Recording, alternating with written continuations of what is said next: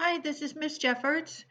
Here are some slides with pictures that will help explain some of the phrases that are in Helpful Birds.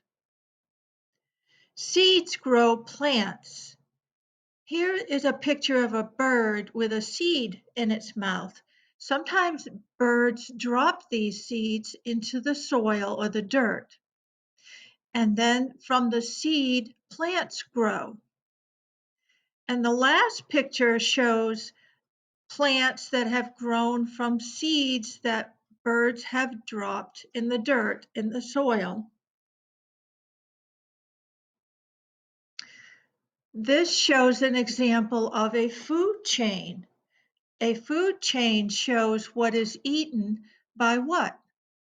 Each arrow means eaten by.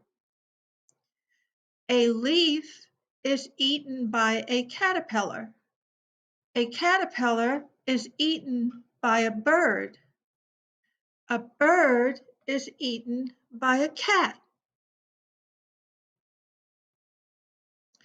Birds eat harmful insects.